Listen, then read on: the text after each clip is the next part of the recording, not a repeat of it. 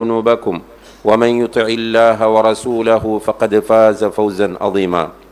أما بعد فإن أصدق الحديث كتاب الله وخير الهدي هدي محمد صلى الله عليه وسلم وشر الأمور محدثاتها وكل محدثة بدعة وكل بدعة ضلالة وكل ضلالة في النار.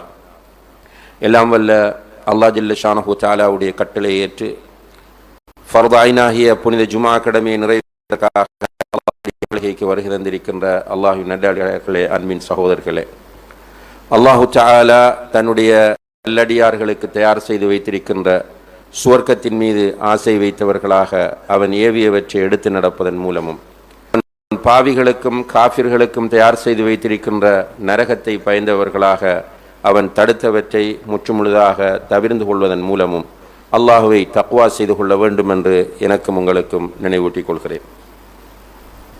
கண்ணியத்திற்குரிய பெரியோர்களே, சகோதரர்களே, அல்லாஹு தஆலா இந்த உலகத்தில் மனிதனை ஒரு கண்ணியமான படைப்பாக படைத்திருக்கிறார்.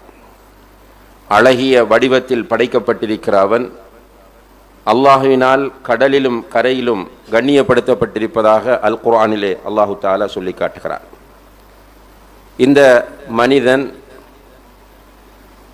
அவனுடைய வாழ்க்கையில் பல கட்டங்களை தாண்டி செல்ல வேண்டிய ஒரு நிலையில் அல்லாஹு தஆலா அவனை ஆக்கியிருக்கிறார்.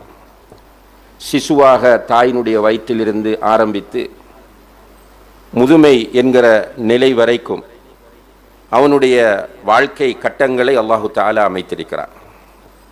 நபிகள் நாயகம் ஸல்லல்லாஹு அலைஹி வஸல்லம் அவர்களுடைய உம்மத்தை பொறுத்தவரையில் அவர்களுக்குரிய ஆயுள் குறுகியதாகவே ஆக்கப்பட்டிருக்கிறது. நபி ஸல்லல்லாஹு அலைஹி வஸல்லம் அவர்கள் சொன்னார்கள், அஅமாரு உம்மதி மா பைன ஸித்தீன வஸ்-ஸப்ஈன், என்னுடைய உம்மத்தின் வயது 60க்கும் 70க்கும் இடைப்பட்டது என்று சொன்னார்கள். அதாவது அதிகபட்சம் நபிகள் நாயகம் ஸல்லல்லாஹு அலைஹி வஸல்லம் அவர்களுடைய உம்மத்தில் இருக்கிறவர்கள் ஒரு 65-70 வருடங்கள் இருப்பார்கள் என்பதை சொல்கிறார்கள். இந்த 70 வருட காலத்தில் மனிதன் சந்திக்கிற இளமை பருவம் என்பது ஒரு விசேடமான காலகட்டமாக இருக்கிறது. அந்த இளமை பருவம் முக்கியமானதும் விசேடமானதும் எல்லோரும் விரும்பக்கூடியதுமான ஒரு பருவமாகும். பொதுவாக யாருமே அவரை முதுமை அடைந்து விட்டீர்கள் என்று அடையாளப்படுத்தப்படுவதை விரும்புவதில்லை. இப்போது ஒரு 60லிருந்து 75 வரை உள்ள வயதை இளைய முதுமை என்று அடையாளப்படுத்துகிறார்கள். சுப்ஹானல்லாஹ், முதுமை என்றதை சொல்லாமல் இளைய முதுமை என்று சொல்கிறார்கள். ஏனென்றால் முதுமை என்று சொல்வதை மனிதனால் அங்கீகரிக்க முடிவதில்லை. ஒரு 35-40 வயதோடு இருக்கிற ஒருவர் சில நேரங்களில் நரைத்து விடுவார், சில நோய்களால் கொஞ்சம் சோர்வடைந்து விடுவார். அவரை பார்த்து யாராவது முதுமையான தோற்றத்தோடு நீங்கள் இருக்கிறீர்கள் என்று சொன்னால் அவரால் அதை ஜீரணிக்க முடிவதில்லை. ஒரு 35 வயதை உடையவரை பார்த்து உங்களுக்கு எத்தனை 55 வயதா 60 வயதா என்று கேட்டால் அவர் உடனே சங்கடப்படுகிறார், மனதுக்குள் வேதனைப்படுகிறார். அதே நேரத்தில் சிலர் மாஷா அல்லாஹ் 65-70 வயதிலும் ஸ்மார்ட்டாக இருப்பார்கள். அவரை பார்க்கிற ஒருவர் நீங்கள் பார்ப்பதற்கு ஒரு 35 வயதோடு இருக்கிறீர்கள் என்று சொன்னால் அவருடைய மகிழ்ச்சிக்கு அளவே இல்லை. ஏனென்றால் எல்லோருமே இந்த இளமை பருவம் என்பதற்கு அவ்வளவு முக்கியத்துவம் தருகிறார்கள். பழைய காலத்தில் ஒரு அரபு கவிஞர் பாடினார், லைத ஷபாப் பூ ஃபஷ்தரைது, வாலிபம் விற்கப்படுமாக இருந்தால் நான் வாங்கி விடுவேன் என்று சொல்கிறார். வாலிபம் விற்கப்படுமாக இருந்தால் நான் வாங்கி விடுவேன் என்று அப்போது கவிதை படித்தார். இன்றைக்கு வாலிபம் விற்கிறார்கள். நிறைய விளம்பரங்களை பார்க்கிறோம். இந்த உணவை சாப்பிட்டால் உங்களுடைய முகம் எப்பொழுதுமே ஃப்ரெஷ்ஷாக இருக்கும், உங்களுடைய உடல் இப்படி இருக்கும், நீங்கள் இதை யூஸ் பண்ணினால் உங்களுடைய தலைமுடி நரைக்காது என்றெல்லாம் இப்போது வாலிபம் விற்கப்படுகிறது. போட்டி போட்டு சந்தையிலே மக்கள் வாங்கி கொண்டிருக்கிறார்கள். இப்போ வாலிப பருவம் என்பது மனித வாழ்க்கையில் விசேடமான ஒரு பருவம், முக்கியமான ஒரு பருவம். இந்த விசேடமான முக்கியமான இந்த பருவத்தை நல்ல முறையில் அல்லாஹுக்கு பொருத்தமான முறையில் கழிக்க வேண்டும் என்பதுதான் அல்லாஹுடைய எதிர்பார்ப்பாக இருக்கிறது. அதனால்தான் அல்லாஹு தஆலா மறுமையிலே மஹ்ஷரிலே சூரியனை மனிதனுடைய தலைக்கு 1 மைலுக்கு மேல் கொண்டு வந்து நிறுத்தி எல்லோரையும் அந்த சூரியனுடைய வெப்பத்தின் கீழ் நிறுத்துகிற போது 7 கூட்டத்தாருக்கு அவனுடைய அரசின் கீழ் நிழல் கொடுக்கிறான். அந்த 7 கூட்டத்தாரில் ஒரு கூட்டம் ஷாபுன் நஷஅ ஃபி இபாதத்தில்லாஹ், அல்லாஹ்வுடைய இபாதத்தில் வளர்ந்த ஒரு வாலிபன். சுப்ஹானல்லாஹ், அல்லாஹ்வுடைய இபாதத்தில் வளர்ந்த வாலிபன். அப்ப அந்த வாலிப பருவத்தை இபாதத்திலே ஒருவன் கழிக்க வேண்டும், அல்லாஹ்வுக்கு பொருத்தமாக கழிக்க வேண்டும் என்பதுதான் அல்லாஹ்வுடைய எதிர்பார்ப்பாக இருக்கிறது. நபிகள் நாயகம் ஸல்லல்லாஹு அலைஹி வஸல்லம் அவர்கள் தன்னுடைய தஅவாவை முன்வைத்த போது, அதாவது இஸ்லாமிய தூதை முன்வைத்த போது, கூடுதலாக அவர்கள் டார்கெட் பண்ணியதும் வாலிபர்களைத்தான். அவர்களோடு வந்து இணைந்து கொண்டவர்களும் கூடுதலாக வாலிபர்கள் தான். வாலிப பருவத்தை உடையவ பலர் அவர்களோடு இணைந்து கொண்டார்கள். அவர்களுக்கு மிகப்பெரிய இடங்களை ரசூல் ஸல்லல்லாஹு அலைஹி வஸல்லம் அவர்கள் கொடுத்திருக்கிறார்கள். அந்த வாலிபர்களை இனங்கண்டு அவர்களுக்கு பொறுப்புகளை கொடுத்தார்கள், தலைமைத்துவம் கொடுத்தார்கள், அவர்களை கல்வியில் முன்னுக்கு கொண்டு வருவதற்கான ஏற்பாடுகள் செய்தார்கள் என்பதை அவர்களுடைய சீராவை படிக்கிற போது நாம் கண்டுகொள்ள முடிகிறது. இப்போ வாலிபர்கள் விசேடமான அந்த வயதோடு இருக்கிற போது அவர்களை நெறிப்படுத்தி அவர்களை சரியான முறையிலே வழிநடத்த வேண்டிய பொறுப்பு முழு உம்மத்திற்கும் இருக்கிறது, குறிப்பாக தலைவர்களுக்கு இருக்கிறது. நபிகள் நாயகம் ஸல்லல்லாஹு அலைஹி வஸல்லம் அவர்கள் வாலிபத்தை நல்ல முறையில் பயன்படுத்தி என்று அடிக்கடி சஹாபாக்களில் உள்ள வாலிபர்களுக்கு அட்வைஸ் பண்ணுவார்கள். இக்தனிம் ஹம்ஸன் கப்ல ஹம்ஸ், உனக்கு 5 வருவதற்கு முன்னால் நீ 5ஐ பயன்படுத்தி கொள்ள வேண்டும். அதிலே ஒன்றுதான் ஷபாபக கப்ல ஹரமிக், நீ முதுமை அடைவதற்கு முன்னால் உன்னுடைய வாலிபத்தை நீ பயன்படுத்தி கொள்ள வேண்டும் என்று சொல்வார்கள். நீ முதுமை அடைவதற்கு முன்னால் உன்னுடைய வாலிபத்தை நீ பயன்படுத்திக் கொள் என்று சஹாபாக்களுக்கு ரசூலுல்லாஹி அலைஹி வஸல்லம் அவர்கள் அட்வைஸ் பண்ணுவார்கள். அந்த அடிப்படையில் அவர்கள் சஹாபாக்களுக்கு தொடர்ச்சியான பயிற்சியையும் தர்பியாவையும் கொடுத்து வளர்த்து வைத்திருந்தார்கள். ஏனென்றால் ஒரு சமுதாயத்தின் மிக முக்கியமான கூறுகளாக காணப்படக்கூடியவர்கள் வாலிபர்கள் தான். நோய் குறைவு, சுறுசுறுப்பு அதிகம், சூடான இரத்தம், எதையும் சாதிக்க வேண்டும் என்கிற உணர்வு, துணிச்சல், இப்படி பல சிறப்புகள் அந்த வாலிப வயதில் இருக்கும்.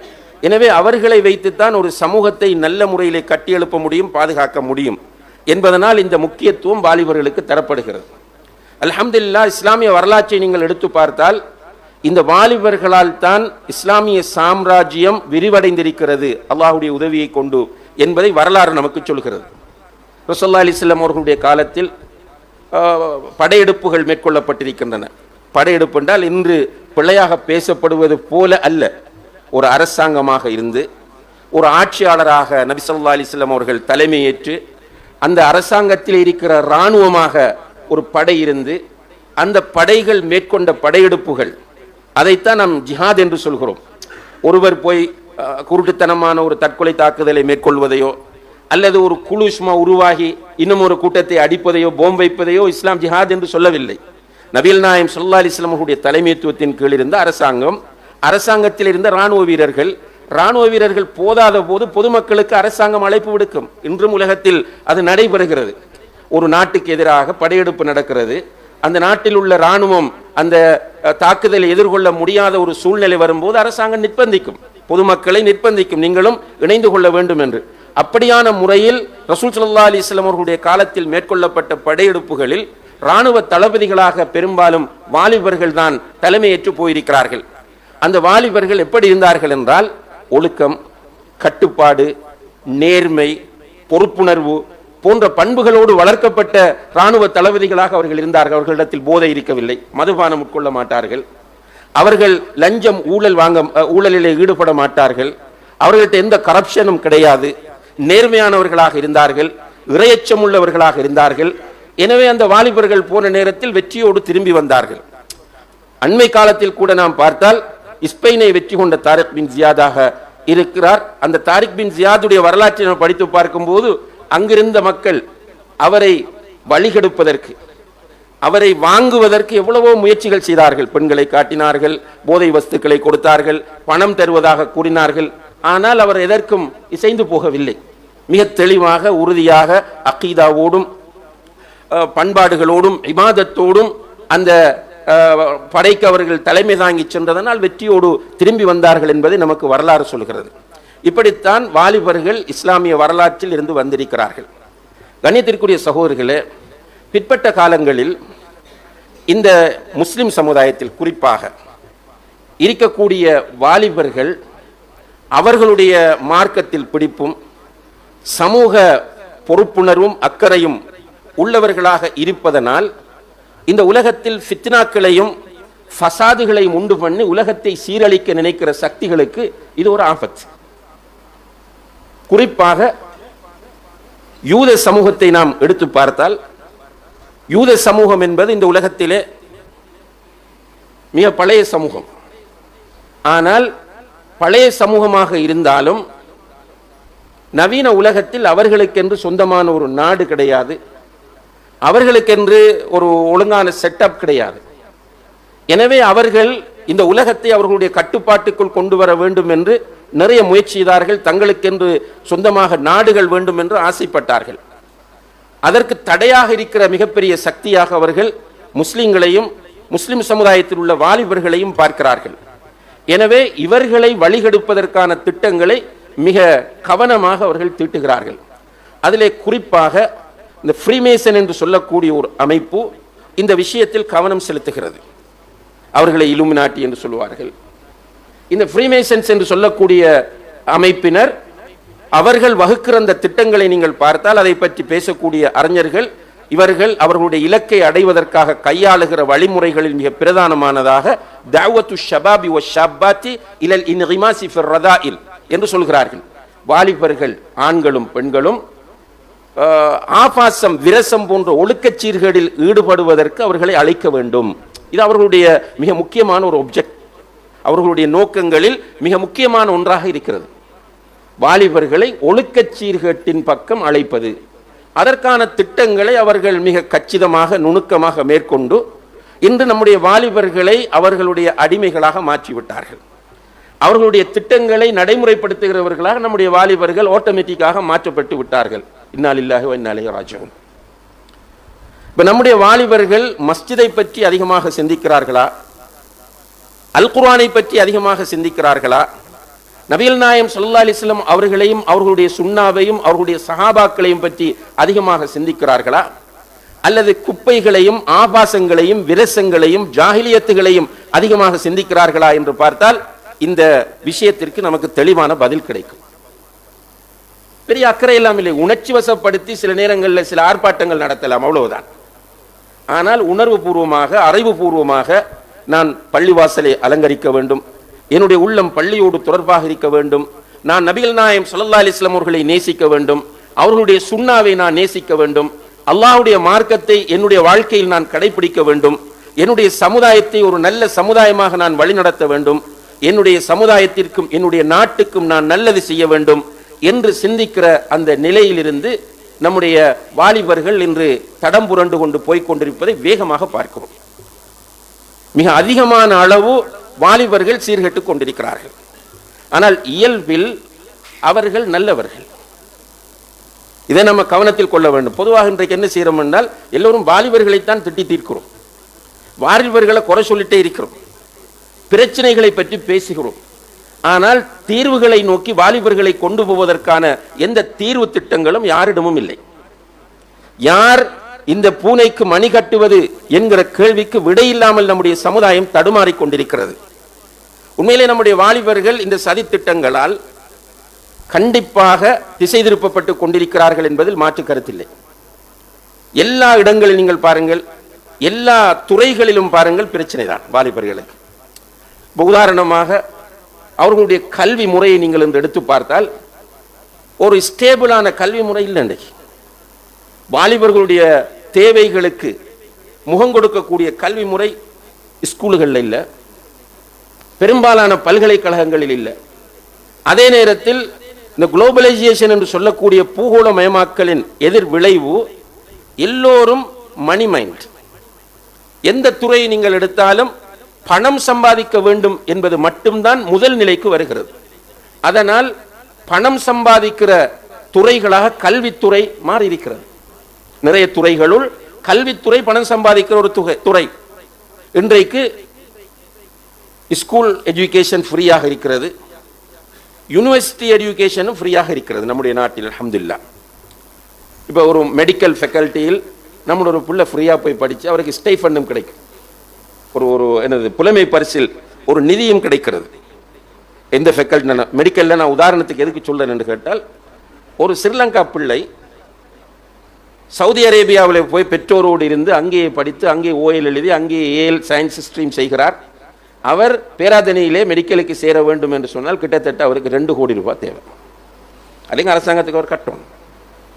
அதே டைம்ல மால்டீவ்ஸில் இருக்கக்கூடிய ஒரு மால்டீவ்ஸ் நேஷனாலிட்டி ஸ்ரீலங்காவில் உள்ள ஒரு பல்கலைக்கழகத்தில் வந்து படிக்க வேண்டும் என்றாலும் அந்த அளவுக்கு அமௌண்ட் கட்டித்தான் படிக்கணும்.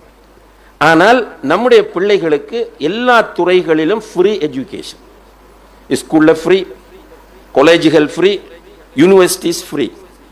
ஆனால் இன்றைக்கு என்ன ட்ரெண்ட்? எனக்கு ஃப்ரீ எஜுகேஷன் வேண்டாம். நம்முடைய பிள்ளைகளுடைய மனநிலை என்னவென்றால், காசு கொடுத்து நான் படிக்க வேண்டும், அதுக்கு பேர் கோர்ஸ்.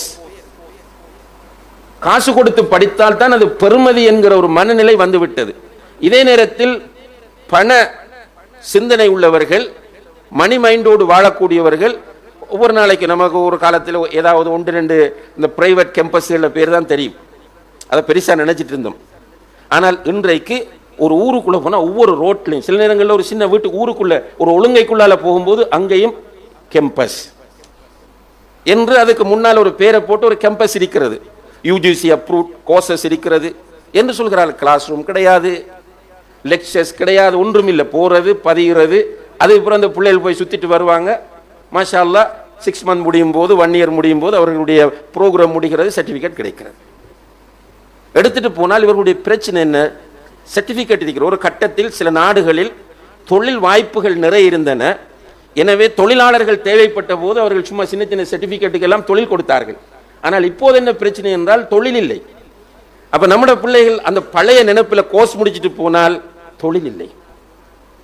உள்நாட்டிலும் அந்த சர்டிஃபிகேட்டுக்கு தொழில் ஒன்றும் தெரியாது. இப்போ கவர்மெண்ட் நர்சிங் ஸ்கூல் இருக்கும், யூனிவர்சிட்டியில் நர்சிங் கோர்ஸ் இருக்கும்.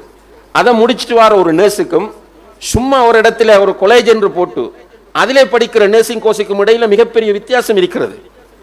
சர்டிஃபிகேட் இருக்கும், நர்ஸ் என்று அவர் கோர்ஸ் கம்ப்ளீட் பண்ண சர்டிஃபிகேட் இருக்கும். ஆனால் நர்ஸ் செய்ய வேண்டிய வேலைகள் எதுவும் அவருக்கு தெரியாது. அப்போ கவர்மெண்ட் ஜாப் கொடுக்காது. அதே நேரத்தில் பிரைவேட்ல போனாலும் சரியாக பெர்ஃபார்ம் பண்ணக்கூடிய அளவுக்கு அறிவு இவர்களுக்கு இல்லை. இது ஒரு பெரிய சேலஞ்ச். காசு தேவை. இங்கே 50 வயதை தாண்டியவர்கள் இருந்தால் தெரியும், நம்ம வாழ்ற காலத்தில் நமக்கு பெரிய காசு தேவையில்லை. டெய்லி லைஃபை ஓட்டுவதற்கு, திருமணம் என்றதை விடுங்க, சின்ன சிறுவர்களாக வாலிபர்களாக இருக்கும்போது நமக்கு பெரிய அமௌண்ட் எல்லாம் தேவையில்லை. ஏன்னா நமக்கு பெரிய ஏதாவது ஒன்று குடிக்கணும்னா டீ குடிக்கலாம், கடையில் போய் ஒரு டீயை குடிக்கலாம், அல்லது அதோட ஏதாவது அந்த காலத்தில் இருந்த ஷோர்டிட் சாப்பிடலாம். இப்போ அப்படி இல்லை. பிள்ளைகள் போக வேண்டியதெல்லாம் எங்கன்னா ஃபாஸ்ட் ஃபுட் ரெஸ்டாரண்ட்ஸ். ரெஸ்டாரண்ட்டுக்கு போனால் மெனு கார்டு எடுத்து பார்த்தா எல்லாம் 1000க்கு மேலே இருக்கு. ஒரு சப்மெரைன் 1000 ரூபாய், ஒரு பர்கர் 750 ரூபாய், ஒரு டொல்பின் கொத்து 1500 ரூபாய், ஒரு நான் ரொட்டியும் சும்மா என்னது பீஃப் என்ன பேரொண்டு வைப்பாங்க, அதுக்கு 2ஐயும் எடுத்தால் 3000 ரூபாய் பில். ஒரு சூப் எடுத்தால் அதுக்கு ஒரு அமௌண்ட். அப்ப 3-4 ஃப்ரெண்ட்ஸ் ஒரு இடத்துல போய் சாப்பிட்டுட்டு வரதாக இருந்தால் அவர்களுக்கு கிட்டத்தட்ட 5000 ரூபாய் தேவை. நமக்கு அப்படி இருக்கல. ஆனா போயுமாக வேண்டிய நிறைய கடந்து கூப்பிடுவது. இப்ப இங்கே அக்கரப்பத்திலிருந்து ஸ்டார்ட் பண்ணி நீங்க பொத்தியில் வரைக்கும் போனால், இந்த ட்ரிங்கோமலை வரைக்கும் போனால் ரோட் நெடுக கவர்ச்சிகரமான ஃபாஸ்ட் ஃபுட் சென்டர்களை நீங்கள் பார்க்கலாம். முதல் நம்ம வீட்டிலிருந்து சாப்பாடு கட்டிட்டு போற கொழும்புக்கு, நான் சொன்ன அந்த 50 வயசுக்காராக்கள் ஞாபகப்படுத்தி பாருங்க. கொழும்புக்கு போகணும்னா பார்சல் கட்டிட்டு போய் அந்த தேத்தனை கடையில் போகிற இடத்துல இருக்கிற அந்த ஹோட்டல் என்று சொல்லக்கூடிய தேத்தனை கடையில் உட்கார்ந்து நம்முடைய சாப்பாட்டை வீட்டிலிருந்து கொண்டு போகிற சாப்பாட்டை தின்னுட்டு போகணும். ஆனால் இப்போ அப்படி கிடையாது. இப்போ நிறைய காசு தேவை இன்றுள்ள வாலிபர்களுக்கு. ஆனால் வருமானத்திற்குரிய வழிகள் இல்லை. இதனுடைய விளைவு என்ன? மன அழுத்தத்திற்கு உள்ளாகிறான், ஸ்ட்ரெஸ். ஷார்ட்கட்டில் எப்படி பணக்காரனாகலாம் என்று யோசிக்கிறான். அதுவும் திரும்ப அவனுக்கு பிரச்சனை.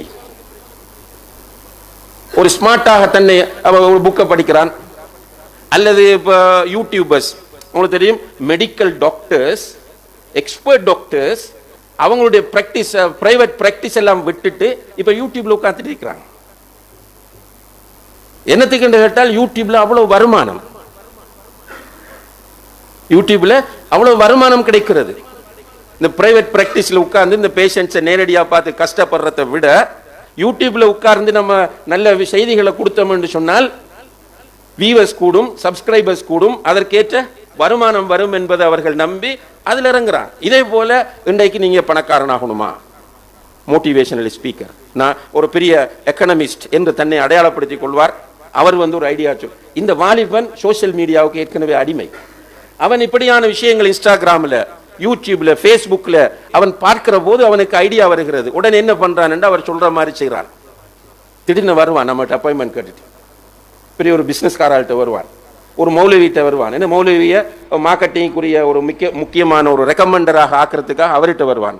பிசினஸ்காரர்கிட்ட போவான். போய் நான் இப்படி ஒரு பிசினஸ் செய்ய போகிறேன் என்று அவன் நிறைய சொல்லுவான். சொன்னா இவர் தூக்கி கொடுப்பார். கொடுத்தது பிறகு திடீரென அவன் ஒரு ஆஃபீஸை திறப்பான், காரில் வருவான். ஆரம்பத்தில் கொஞ்சம் ப்ராஃபிட் தருவான். திடீர்னு ப்ராஃபிட் குறையும். கொஞ்ச நாள் போகக்குள்ள ஆளும் இல்லை, ப்ராஃபிட்டும் இல்லை, ஆஃபீஸும் இல்லை, காரும் இல்லை. காரை ஃபினான்ஸ் கம்பெனி கொண்டு போயிடும், மற்றத்துகளை பேங்க் எடுத்துட்டு போயிடும். இவன் கொஞ்சம் அவனுக்கு வச்சுட்டு எங்கேயாவது ஒரு நாட்டில் போய் ஒழிச்சிட்டு இருப்பான். இந்த வாலிபர்களுடைய பிரச்சனை பெரிய பிரச்சனை. நம்ம சிம்பிளா நினைத்து கொண்டிருக்கிறோம். அந்த வேகமாக ஏன் இவன் ட்ரக்ஸுக்கு அடிக்ட் ஆகிறான்? ஸ்கூல்ல போய் பிள்ளைகள்கிட்ட கேட்டு பாருங்க. இன்றைக்கு ஐக்கிய நாடுகள் சபை சொல்கிறது 15 வயதிலிருந்து 25 வயது வரைக்கும் உள்ள அந்த வாலிபர்களுடைய எண்ணிக்கை உலக சனத்தொகையில் 18%. இப்போ 18%. ஸ்கூல்ல இருக்கிற பிள்ளைகளும் வராங்க. டீச்சர்ஸ் இருப்பீங்க, ஸ்கூல்ல பிள்ளைகள்கிட்ட கேளுங்க, நீங்க மனம் விட்டு பேசுங்க. நீங்க ஸ்கூல்ல ஹாப்பியா இருக்கிறீங்களா இல்லையான்னு கேளுங்க. வீட்டில் ஹாப்பியா இருக்கிறீங்களா இல்லையான்னு கேளுங்க. நீங்கள் ஒரு வகுப்பில் 30 ஸ்டூடெண்ட்ஸ் இருந்தால் ஒரு 5 பிள்ளைகள் தான் நான் அல்ஹம்துலில்லாஹ் ஹாப்பியா இருக்கிறேன் என்று சொல்லுவாங்க. 25 பிள்ளைகள் ஸ்ட்ரெஸ். அவன் வெளிப்படையா சொல்றான், எனக்கு ஸ்ட்ரெஸ் ஆயிருக்கின்ற. ஸ்ட்ரெஸ்ஸுக்குரிய ரீசன் உனக்கு தெரியுமா என்று கேட்டு பாருங்கள், அவனுக்கு தெரியாது. அன்புள்ள பெற்றோர்களே, இந்த கோணத்தில் நீங்கள் எத்தனை பேர் உங்களுடைய பிள்ளைகளோடு உட்கார்ந்து பேசி இருக்கிறீர்கள்? உங்களோட பிள்ளை ஸ்ட்ரெஸ்ஸோட இருக்கு. அது ஆம்பளை பிள்ளையா இருந்தாலும் ஸ்ட்ரெஸ் தான், பொம்பளை பிள்ளையா இருந்தாலும் ஸ்ட்ரெஸ் தான். என்ன ஸ்ட்ரெஸ் அதுக்கே தெரியாது. சில நேரம் நீங்களே காரணமாக இருப்பீர்கள். பிள்ளைக்கு டைம் கொடுக்காதது ஒரு காரணமாக இருக்கும். பிள்ளையுடைய பிரச்சனை இனங்கண்டு அட்வைஸ் பண்ணாதது ஒரு காரணமா இருக்கும். இப்ப நான் மீண்டும் சொல்லுகிறேன், 50 வயதை தாண்டி இருக்கிற சகோதரர்களே, நம்முடைய வாழ்க்கையை நினைத்து ஸ்கூல்ல நம்முடைய சேர் சில சேர் மாதிரி நமக்கு பயம், அவ்வளவு அடிப்பாங்க. ஆனால் அந்த சேருக்கு நம்மள அக்கறை இருந்தது. நம்மளை கூப்பிட்டவர் பேசுவார், நம்முடைய பிரச்சனையை பற்றி அவர் கேட்பார். நம்ம ஸ்கூலுக்கு போகலண்டா வீட்டுக்கு வருவார், நம்மளோட பாப்பாவோடு பேசுவார். ஆனால் இப்போது உம்மா பாப்பா பிள்ளைகளோட பேசுறதுக்கு நமக்கு டைம் இல்லை. ரியலாக எல்லாருக்கும் டென்ஷன், எல்லாருக்கும் ஸ்ட்ரெஸ். அந்த ஸ்ட்ரெஸ் முழுமையாக கொடுத்திருப்பது சோசியல் மீடியா. மனச்சாட்சியோடு நம்ம பார்த்த நானும் தான் நீங்களும் தான். நம்முடைய பிள்ளைகளோடு உட்கார்ந்து என்னத்தை பேசுறேன்டே நமக்கு தெரியாத அளவுக்கு நம்ம பிரெயின் வாஷ் பண்ணப்பட்டு விட்டோம். பிள்ளைகளோட ரெஸ்டாரண்ட் போறோம். நம்ம சில நேரங்களில் சில கவுன்சிலிங் செய்யும் போது பிள்ளைகளை கூட்டிட்டு ரெஸ்டாரண்ட்டுக்கு போங்க, பிள்ளைகளோட பீச்சுக்கு போங்க என்று சொன்ன ஷேக், நாங்கள் அதை செய்கிறோம். பிள்ளைகளோட ரெஸ்டாரண்ட்டுக்கு போறோம், பீச்சுக்கு போறோம் என்று சொல்றாங்க. நாங்கள் ட்ரிப் போறோம் சொல்லுவார், பெருமையா சொல்லுவார். நான் எப்படியுமே ஒவ்வொரு ஹாலிடேலையும் பிள்ளைகளை எங்கேயாவது கூட்டிட்டு தான் போறேன். கூட்டிட்டு போறார் சகோதரர்களே. ரெஸ்டாரண்ட்ல போய் நானும் நீங்களும் பார்க்கிற காட்சி தான், பெரிய ஆய்வு தேவையில்லை இதற்கு. என்ன நடக்குது? பிள்ளைகளை கொண்டுட்டு போட்டு பிள்ளைகள பாட்டில் ஃபோனில், நம்மட பாட்டில் ஃபோனில், அம்மாட பாட்டில் ஃபோனில். வருவார் வெயிட்டர் வந்தோடனே ஆர்டரை பண்ண மாஷா அல்லாஹ் ரெஸ்டாரண்ட்டும் அதுக்கேற்ற மாதிரி நமக்கு டைம் தருவாங்க. நல்லா ஒரு ஆர்டர் பண்ண 1 hour அரை மணி நேரம் அவங்க டைம் எடுக்கிறாங்க. அது வரைக்கும் ஃபோன். சாப்பாடு வந்தோடனே சாப்பிட்றோம். சாப்பிடக்குள்ளேயும் சிலர் அப்படி பக்கத்தில் வச்சு ஸ்க்ரோல் பண்ணி தான் சாப்பிட்றாங்க. அது ஹெல்த்தை வர பாதிக்குது. அப்ப பிள்ளைகளோடு உட்கார்ந்து பேசுவதற்கு நமக்கு டைம் இல்லை. அப்ப பிள்ளைகள் ஸ்ட்ரெஸ். அவன் அப்படி 6ஆம் வகுப்பு 7ஆம் வகுப்பு 8 10 OL என்று வரும்போது அப்படி ஸ்ட்ரெஸ் ஆகி இப்படி வரும்போது அவனுக்கு யாராவது ஏற்கனவே இப்படி மாட்டிய ஒருவன் ஒரு ஐஸை யூஸ் பண்ணியிருப்பான். அந்த ஐஸ் அவன் கூப்பிட்டு சும்மா கொடுக்குறான். அதுல 2 நோக்கம் இருக்கு. ஒன்று, சிலருக்கு ஜெனரசிட்டினால் அவர் சுயநலவாதி இல்லை, எல்லாரையும் கவனிச்சுக்கணும். யாம் பெற்ற இன்பம் வையகம் பெறுக, அந்த கன்செப்டில் சிலர் இருப்பார்கள். இன்னும் சிலருக்கு எக்கனாமிக்கல் பர்பஸ் இருக்கு, அடிக்ட் ஆயிடுவான், அவன்கிட்ட காசு இல்லை. அப்போ என்ன பண்ணுறது சொல்கிறாங்க, இந்த இதோட தொடர்பான ட்ரக்ஸோட தொடர்பானவர்கள் அதை பற்றி ஆய்வு செய்ய. ஐஸ்ன்றதே ஒரு நிலையில் இல்லை, ஐஸில் பல ஸ்டேஜ் இருக்கு. பவர் குறைந்தது, பவர் கூடியது, ஆக பவர் கூடியதுன்றெல்லாம் இருக்காம, ஒவ்வொன்றுக்கும் ஒவ்வொரு விலை. இப்போ இவனுக்கு ஐஸ் தேவைண்டா என்ன வழி, காசு இல்லை, ஒரு நல்ல பணக்கார பொடியனை போய் கூப்பிடுறான், வா போவோம்ன்றான், ஐஸை கொண்டு போய் கொடுக்குறான். என்ன இது ஐஸ்மா? இல்லை இல்லை எனக்கு வேணா வீட்டு ஐஸ் வாங்க, இது பிரச்சனை எனக்கு. இல்லை இல்லை சும்மா நான் ஒன்று இது பின்னால் வர சொன்னது ஒரு தரம் சும்மா அப்படி. இந்த அது சிகரெட் இருந்தால் குடிக்க மாட்டான், என்ன வாயில் வச்சு புகை இழுக்கணும். சாராயம் இருந்தால் குடிக்க மாட்டான், அந்த பேர் அருவறுப்பு. கஞ்சாண்டாலும் போக மாட்டான், அந்த பேரும் அருவறுப்பு, அதுவும் நாத்தம் வரும். ஆனால் ஐஸ்ன்னு சொன்ன பேரே ஐசாரி. அதில் அந்த ப்ரொசீஜரும் வந்து பெரிய டிஃபிகல்ட்டான ஒரு ப்ரொசீஜர் இல்லை, இப்படி வாயில் வச்சு அடிக்கிறது எல்லாமே இல்லை. ஒரு பேப்பரில் மேலே வச்சு ஒரு அலுமினியம் ஃபோயில் மாதிரி ஒரு பேப்பரில் வச்சுட்டு கீழே நெருப்பை கொடுத்தால் அதில் சும்மா புகை வரும், அந்த புகையை சும்மா ரெண்டு இழுத்துடுறது. ஒரு தரம் இழுக்கும் போது அவனுக்கு சுகமாக இருக்கும், ஆனால் பயம் இருக்கும். இரண்டாவது தரம் இழுக்கும் போது சுகம் கூடும், பயம் குறையும். மூன்றாவது தடவை அவன் இழுத்து விட்டால் நான்காவது தடவை அவனுடைய நரம்புகள் அதை கேட்கும். டாக்டர் சொல்றாங்க அப்படின்னால், இந்த ஐஸ்ல இருக்கிற இன்பம் எப்படி என்றால், ஒரு மனிதன் தன்னுடைய மனைவியோடு தாம்பத்தியத்தில் ஈடுபடும் போது கிடைக்கிற இன்பத்தை விட பல 100 மடங்கு சுப்ஹானல்லாஹ் சுகம் அதில் இருக்கிறது என்று. இப்போ நம்மளோட பிள்ளை ஆல்ரெடி ஸ்ட்ரெஸ், அவனோட ஃபியூச்சரை பற்றி அவனுக்கு பயம், சோசியல் மீடியாவில் அவன் செஞ்ச ஃபித்னாக்களை பற்றி அவனுக்கு பயம், நிறைய சிக்கல்களுக்குள்ள அவனோட கேங்ஸ். இப்படி சிக்கல்களுக்குள்ள இருக்கும்போது அவனுக்கு இப்படி ஒரு சொல்யூஷன் கிடைச்சால் அவன் அந்த சொல்யூஷனை நோக்கி போறான். அவன் கெட்டவனாக இருக்கவில்லை. நபிகள் நாயகம் ஸல்லல்லாஹு அலைஹி வஸல்லம் அவர்கள் சொன்னார்கள், குல்லு மௌலூதின் யூலது அலல் ஃபித்ரா, ஒவ்வொரு குழந்தையும் பிறக்கிற போது நல்ல இயல்போடு தான் பிறக்கிறது என்று சொன்னார்கள். ஃபித்ரான்னா ஒரு ஒயிட் பேப்பர், பியூரான ஒரு கண்டிஷன் தான் பிள்ளை பிறக்குது. ஃபஅபவாஹு யுஹவ்விதானிஹி அவ் யுனஸ்ஸிரானிஹி அவ் யுமஜ்ஜிசானிஹி, அந்த பிள்ளையின் பெற்றோர் தான் அவனை யஹூதியாகவோ நஸ்ரானியாகவோ மஜூசியாகவோ, யஹூதின்றா யூதன், நஸ்ரானின்றா கிறிஸ்தவன், மஜூசின்றா நெருப்பு வணங்கியாகவோ மாற்றுவது பேரண்ட்ஸ் தான் என்று சொன்னார். அது பேரண்ட்ஸ் மட்டும் இல்லை, என்வைரன்மெண்ட். பிரதானமாக பேரண்ட்ஸ், அடுத்தது என்வைரன்மெண்ட். அவனை மாற்றுது, அவன் கெட்டவன் அல்ல. இந்த ட்ரக்ஸ் பாவித்து இன்றைக்கு சமூக விரோதிகளாக நம்ம அடையாளப்படுத்தக்கூடிய பலரை நீங்கள் பார்த்தால் மிக நல்லவர்கள். நம்ம சமூகம் நம்முடைய டியூட்டியை சரியாக செய்ய தவறியதனால் அவர்கள் நெறிபிறந்தார்கள். அவன் ட்ரக்ஸுக்கு அடிக்ட் ஆகி கொலை செய்யலாம், அல்லாஹ் பாதுகாக்க வேண்டும், அவனுக்கு ஹிதாயத்தை கொடுக்க வேண்டும். அவன் ட்ரக்ஸுக்கு அடிக்ட் ஆகி விபச்சாரம் செய்யலாம், அவன் ட்ரக்ஸுக்கு அடிக்ட் ஆகி திருடலாம், அவன் ட்ரக்ஸுக்கு அடிக்ட் ஆகி குடும்பத்துள்ள பெரியவர்களை அவமதிக்கலாம், இதுக்கு அவனுக்கு பாவம் கிடைக்கும்.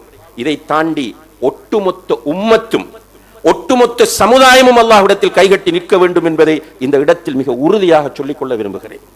சும்மா எல்லாரும் பிள்ளைகள் கட்டு போறான், பிள்ளைகள் கட்டு போறான், பிள்ளைகள் கட்டு போறான், இந்த பேச்சு முழு பெரும் பேசுறோம்.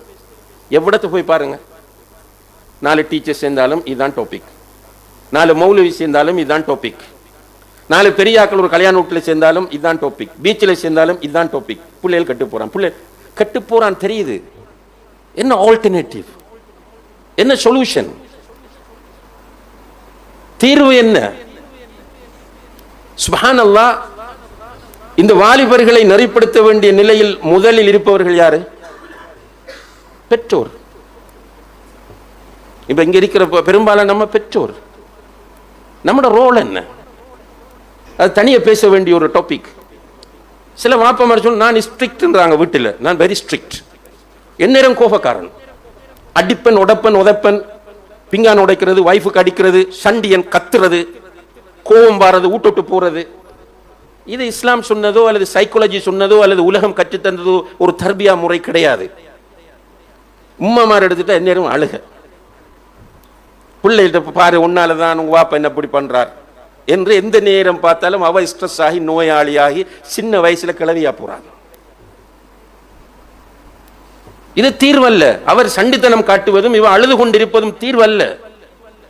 2 பேரும் கணவன் மனைவியாக முதலாவது வாழணும். இஸ்லாம் சொல்லக்கூடிய அதுபோல உளவியல் சொல்லக்கூடிய முறையில் கணவன் மனைவியாக வாழணும், குடும்பவியல் அடிப்படையில்.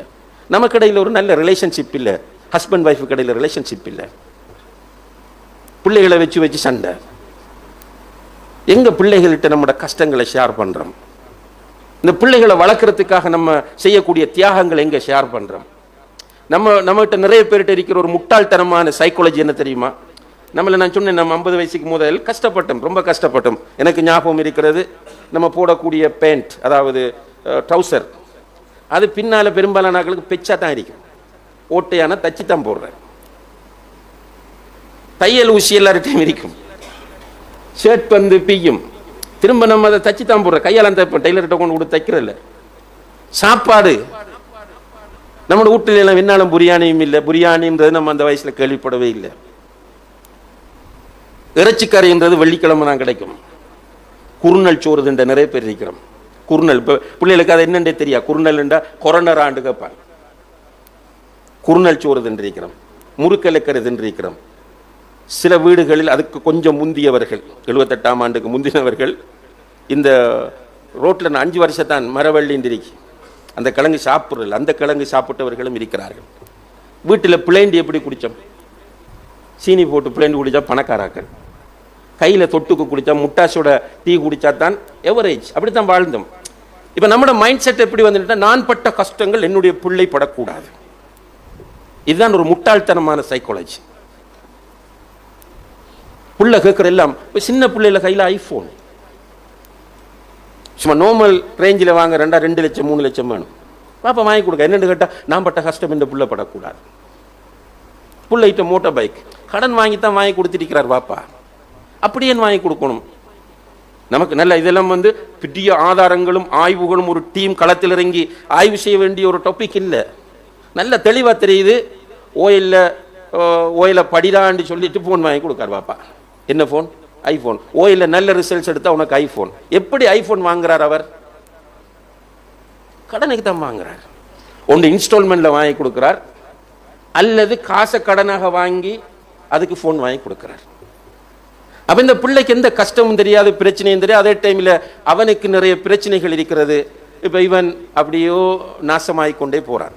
இப்ப பேரண்ட்ஸ் அவர்களுடைய ரோலை சரியா செய்யணும். ஆனா செய்யாத வரையில பேசியே இருப்போம். ஆனா இருண்டு கொண்டே போகும் அடுத்த கட்டம். எல்லாரும் மிஸ் பண்றோம், நம்மளோட பிள்ளைகளை மிஸ் பண்றோம். நிறைய பெரிய பெரிய குடும்பங்கள்ல டாக்டர் மாதிரி பிள்ளைகள் ட்ரக்ஸுக்கு அடிக்ட், சமூகத்தில் பெரிய ஒரு லெவலில் வச்சு பொருளாதார ரீதியிலையும் கல்வி ரீதியிலையும் மார்க்கத்துக்கு பிறகு பார்க்கப்படுற நிலை ஒரு மெடிக்கல்.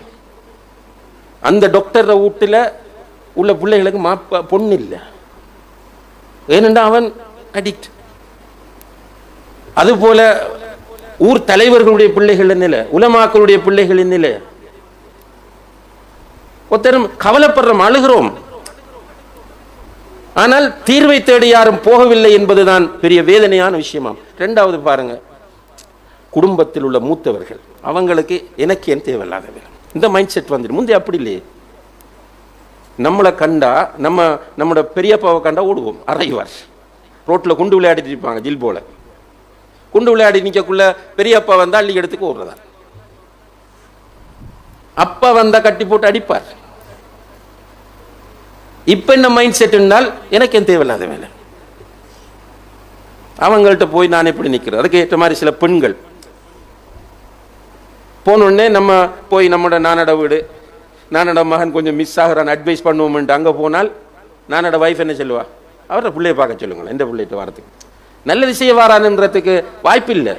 அப்ப இருக்கிறவர்களும் ஒதுங்குகிறார்கள், அதே நேரத்தில் ஏனையோர்களும் அதற்கு வாய்ப்பு தராமல் இருக்கிறார்கள். அப்ப குடும்பம் கட்டுமானம் என்பது முந்தைய எல்லாம் இப்படி ஃபவுண்டேஷன் இருக்கல. எங்களோட ஃபேமிலின்னா எங்களோட ஃபேமிலிக்கு இப்போ ஒரு ஃபவுண்டேஷன். என்ன ஃபவுண்டேஷன் அது? எல்லாரும் கெதர் ஆகுறாங்க, மாஷா அல்லா தபாரக் அல்லா. சாப்பாடு காசு போட்டு பட்ஜெட்டை கேட்டால் ஒரு 20 ஃபேமிலி 30 ஃபேமிலி சேர்ந்திருக்கும். நாங்கள் 5 லட்சம் செலவழிச்சோம். எல்லாருக்கும் ஷீல் கொடுக்கறதும், நினைவு சின்னங்கள் கொடுக்கறதும், பொன்னாடை போத்துறதும். என்னன்னு பார்த்தா அந்த வீடியோ எடுத்து ஃபேஸ்புக்கில் போடணும், செல்ஃபி எடுத்து அப்லோட் பண்ணணும், இன்ஸ்டாகிராமில் போடணும். இந்த மனநிலைக்கு போய் கொண்டிருக்கிறார்கள். அப்ப குடும்ப கட்டுமானம் சிதைந்திருப்பதும் இன்றைய வாலிபர்கள் சீரழிந்து கொண்டிருப்பதற்கு ஒரு காரணம். அதே போல அன்புள்ள சகோதரர்களே, கல்வி நிறுவனங்கள் வாலிபர்களை உருவாக்குற இடம். சின்ன பருவத்திலேருந்து நம்ம கூட யாருக்கிட்ட பிள்ளைகளை அனுப்புகிறோம்? நம்மளோட பிள்ளை கூடுதலாக யார்கிட்ட இருக்கிறாங்க? நம்மள்கிட்ட இருக்கிற நேரத்தை விட கூடுதலாக டீச்சர்ஸ் தான் இருக்கிறாங்க, ஸ்கூலில் தான் இருக்கிறாங்க. ஸ்கூலில் ஒரு ப்ரோக்ராம் கிடையாது. கவலையான விஷயம். இந்த வாலிபர்கள் சின்ன பருவத்திலிருந்து பிள்ளைகளை நெறிப்படுத்தி ஆசை ஊட்டி ஒழுக்கத்தோடு வளர்ப்பதற்கு தேவையான எந்த ப்ரோக்ராமும் எந்த ஸ்கூல்லையும் கிடையாது. அங்கே ஸ்கூலுக்குள்ளே போய் பார்த்தா பிரின்சிபலுக்கு சப்போர்ட்டான ஒரு டீம், எதிரான ஒரு டீம், பொலிட்டிக்ஸ் தான் நடக்குது. இன்னும் கொஞ்சம் டீச்சர்ஸ் இருக்கிறாங்க, என்ன மன்னிச்சு கொள்ளணும், நான் இப்படி பேசுகிற கோவம் வரத்தான் செய்யும். ஷூரா நீங்கள் ஃபேஸ்புக்கில் இது கமெண்ட்ஸ் எழுதத்தான் போகிறீங்க, அது பிரச்சனை இல்லை, உண்மையை சொல்லித்தான் ஆகணும். இன்னும் சில டீச்சர்ஸ் இருக்கிறாங்க, இன்னும் டியூஷனுக்கு நீ வரவில்லை என்றால் உன்னை கணக்கெடுக்க மாட்டேன் ஸ்கூலில். அவரோட பாடத்துக்கு போகணும், போனால் அந்த பிள்ளைக்கு அவர்கிட்ட கொஞ்சம் இடம் இருக்கும் ஸ்கூலில். அவரை டியூஷனுக்கு பிள்ளை போகலன்னா அவர்கிட்ட இடம் இல்லை. எல்லா டீச்சர்ஸும் இதுக்குள்ள வர மாட்டாங்க, சிலர் இருக்கிறார்கள். பிரின்சிபலுக்கு ஸ்கூலை நடத்துறதா, நான் இந்த ஸ்கூலில் பிரின்சிபலாக இருக்கிறதா தான் அவரோட பிரச்சனை. அவருக்கு ஸ்கூலை நடத்தணும்ன்றதை விட நான் பிரின்சிபல் அறிக்கணும்ன்றான் அவரை நோக்கமாக மாறிக்கொண்டு வருது. அவருக்கு அவ்வளோ சேலஞ்ச், எஸ்டிசி சேலஞ்ச், மற்ற பிரச்சனைகள் அவருக்கு இருக்கு. அப்போ ஸ்கூலும் தோல்வி. அப்போ இருக்கிற ஒரு இடம் என்னென்று பார்த்தா பள்ளி. பள்ளி வாசலுக்குள்ளே வந்து பாருங்க, சுப்ஹானல்லாஹ் இன்னா லில்லாஹி வ இன்னா இலைஹி ராஜிஊன் மினிட் எழுதுவாங்க. தேவைண்டா செக் பண்ணி பாருங்க, அந்த மினிட்களுடைய நிலை போஸ்ட்மார்ட்டம் தான். மினிட்ல வந்து என்ன பேசுறேன்னா தலைவர் பிரச்சனை, செயலாளர் பிரச்சனை, பொருளாளர் பிரச்சனை, இதை பார்த்து முடிகிறதுக்கு பள்ளிக்கு டைம் இல்லை. ஏதோ நோன்பு கொத்பா நடக்குது, கொத்பாவை போய் பாருங்க, கொத்பாக்கு நிர்வாகத்துக்கு சம்பந்தம் இல்லை. நல்ல ஹத்தீப் கொண்டு வந்து கொத்தோதி போட்டு போறார் எல்லா பள்ளியிலையும். நிர்வாகத்துக்கும் ஹத்தீபுக்கும் சம்பந்தம் இல்லை. அது கொத்பா கோஆர்டினேட்டர் ஒரு ஆள் இருப்பார், அவர் எல்லா பள்ளியிலையும் கிட்டத்தட்ட. செயலாளர் ஆள் போட்டா இல்ல, தலைவரா கொத்பாக்கு ஆள் கொண்டு வந்தா இல்ல, அது ஒரு 2 பேர் அல்லது ஒரு ஆள் இருப்பார், அவர் அதை பார்த்துக்குவார். இந்த நிர்வாகத்தின பிரச்சனை வேற. பெரிய ஒரு அமானிதத்தை சுமந்திருக்கிறவர்கள், அல்லாஹ்வுடைய வீட்டு அமானிதத்தை சுமந்திருக்கிறவர்கள் சிம்பிளா நினைத்து கொண்டு போகிறார்கள். கொஞ்சம் இறையச்சம் இல்லாமல், மௌத்துக்கு பயம் இல்லாமல், நாளை அல்லாஹ்விடத்திலே பதில் சொல்ல வேண்டும் என்ற அக்கறை இல்லாமல் இந்த பள்ளிவாசல்களிலே வந்து சண்டை பிடித்து பொறுப்புகளை எடுத்துக்கொண்டு, அந்த பொறுப்புகளுக்கு நான் அல்லாஹ்விடத்தில், இது வீட்டு பொறுப்பு மாதிரி அல்ல. வீட்டு பொறுப்பு சின்னொரு சர்க்கிள், ஸ்கூல் பொறுப்பும் சின்னொரு சர்க்கிள். ஆனால் பள்ளிவாசல் என்பது அந்த சமுதாயத்தின் அடிப்படையான சென்டர். இந்த சென்டரை பொறுப்பெடுக்கிற ஒருவர் நிச்சயமாக வல்லாஹி அல்லாஹ்விடத்தில் தப்பித்துக் கொள்ளவே முடியாது. ஆனால் அதுக்காக ஒதுங்கவும் முடியாது. வரணும், பொறுப்பெடுக்கணும், பொறுப்போடு செயற்படணும். கொஞ்ச காலத்துக்கு முதல் நீங்க பாத்தீங்கன்னா நம்முடைய பள்ளிகள், எல்லா பள்ளிகளிலையும் வாலிபர்கள் நிறைந்து போயிருந்தார்கள். முந்தைய ஒரு காலம் இருந்துச்சு, முதியவர்கள் தான் பள்ளியில் இருப்பார்கள். ஜும்மாக்கு போனா தோல்ல சால்வையும் போட்டு கொஞ்சம் முதியோர்கள் காலையிலேருந்து வந்திருப்பாங்க. பிறகு மாஷா அல்லாஹ் அது மாறிச்சு, வாலிபர்கள் நிறைய இருந்தார்கள். ஒவ்வொரு அமைப்பும் வாலிபர்களை கொண்டு வந்துச்சு. இப்போ வாலிபர்களை பள்ளிகளுக்குள்ள காண முடியல. அதை பற்றி கவலையும் இல்லை நமக்கு. இப்போ பெரிய ஒரு ஆபத்தை நோக்கி நம்ம போய் கொண்டிருக்கிறோம் சகோதரர்களே. அல்லாஹ்வை பயந்து கொள்ள வேண்டும். மௌத் கன்ஃபார்ம் ஆனது. அல்லாஹ் தஆலா இப்போ நம்ம வாழக்கூடிய காலத்தில் திடீர் மரணங்களை அதிகமாக காட்டுகிறான். பெரிய பெரிய அனர்த்தங்களை அல்லாஹ் தந்து கொண்டிருக்கிறான் சோதிக்கிறதுக்காக. இதில் படிப்பினை பெறுகிறவர்கள் படிப்பினை பெறுவார்கள், மாட்டிக்கொள்வார்கள். அல்லாஹ் தஆலா அந்த மாட்டிக்கொள்ற கூட்டத்திலிருந்து நம்மை பாதுகாத்து படிப்பினை பெறக்கூடியவர்களாக ஆக்க வேண்டும். எனவே மனித வாழ்க்கையில் மிக முக்கியமான ஒரு பருவம் வாலிப பருவம். இந்த வாலிப பருவத்தை சரியான முறையில் நம்ம நெறிப்படுத்தி ஒழுங்குபடுத்தி அந்த வாலிபர்களை அல்லாஹோடு நெருக்கமுள்ளவர்களாக ஆக்க வேண்டிய பொறுப்பு ஒட்டுமொத்த உம்மத்திற்கும் இருக்கிறது. சும்மா வாலிபர்களே ஒரு ஏசி இருக்கிறதுல பிரயோசனம் இல்லை. அவர்கள் நல்லவர்கள், அவர்களை அணுக வேண்டிய முறையில் அவர்களுடைய பிரச்சனைகளை இனங்கண்டு அதற்கு தீர்வுகளை சரியாக கொடுத்து அணுகினால் நிச்சயமாக அந்த வாலிபர்களை நெறிப்படுத்த முடியும். அதற்கு அல்லாஹ் தௌஃபீக் செய்வான். எல்லோரும் அதற்காக துஆ செய்வோம், முயற்சிப்போம். வ ஆகிரு தஅவானா அனில் ஹம்துலில்லாஹி ரப்பில் ஆலமீன்.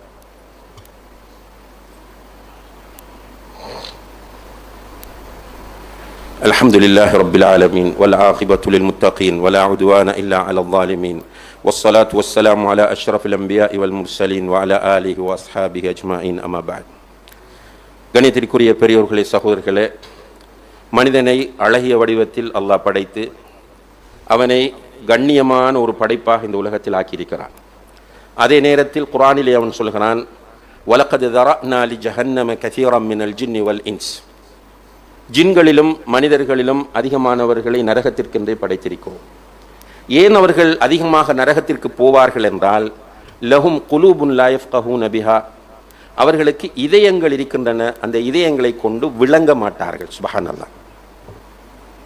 நம்ம சிந்திக்க மாட்டார்கள் சொல்ற விளங்குறது, சொல்லப்படக்கூடிய விஷயத்தை, பிரச்சனையை விளங்குறது. லா யஃப்கஹூன பிஹா வலஹும் அய்யுனுன் லா யுப்சிரூன பிஹா, அவர்களுக்கு கண்கள் இருக்கின்றன, அந்த கண்களை கொண்டு அவர்கள் சரியாக பார்க்க மாட்டார்கள். வலஹும் ஆதானுன் லா யஸ்மஊன பிஹா, அவர்களுக்கு காதுகள் இருக்கின்றன, அதை கொண்டு சரியாக கேட்க மாட்டார்கள். உலாஇக கல் அன்ஆம், இப்படியானவர்கள் அன்ஆமை போன்றவர்கள். அன்ஆம் என்பதற்கு ஆடு, மாடு, ஒட்டகம், இதுதான் தஃப்சீர். அப்ப இவர்கள் அன்ஆமை போன்றவர்கள் என்றால் ஆடு, மாடு, ஒட்டகம் போன்றவர்கள் என்று சொல்லிட்டு அல்லாஹ் சொல்றான், பல் ஹும் அபல், இல்லை அவற்றை விடவும் இப்படிப்பட்டவர்கள். எப்படிப்பட்டவர்கள்? புத்திருந்தும் சிந்திக்காமல், கண்ணிருந்தும் பார்க்காமல், காதிருந்தும் கேட்காமல் இருப்பவர்கள் மிக வழிகட்டவர்கள் என்று அல்லாஹ் எச்சரிக்கை செய்கிறார். நம்ம எந்த குரூப் என்பதை நம்ம முடிவெடுக்கும். நம்ம 1000 ஆர்கியூமெண்ட்ல இறங்கலாம், நமக்கு லாஜிக் இருக்கலாம், மாறி கதைக்கலாம், விமர்சனம் செய்யலாம், நெகட்டிவாக பேசலாம், நெகட்டிவாக பார்க்கலாம். ஆனால் இது குர்ஆன். நம்ம எங்க போறோம்ன்றதை நம்ம முடிவெடுக்க வேண்டும். எனவே கண்ணியத்திற்குரிய பெரியோர்களே, சகோதரர்களே, அல்லாஹு தஆலா தந்திருக்கிற இதயங்களை கொண்டு விளங்கி படிப்பினை பெறக்கூடியவர்களாக, அல்லாஹு தஆலா தந்திருக்கிற கண்களை கொண்டு இந்த காட்சிகளையும் அனர்த்தங்களையும் ஏனைய அம்சங்களையும் பார்த்து படிப்பினை பெறுகிறவர்களாக, நம்முடைய காதுகளை கொண்டு நல்லவற்றை கேட்டு பாசிட்டிவாக சிந்தித்து நல்ல முடிவெடுக்கிறவர்களாக நாம் ஒவ்வொருவரும் மாற முயற்சிய வேண்டும். எல்லாம் வல்ல அல்லாஹு தஆலா அதற்கு நம் எல்லோருக்கும் அருள் பாலிப்பானாக. வ ஆஹிரு தஅவானா அனில் ஹம்துலில்லாஹி ரப்பில் ஆலமீன்.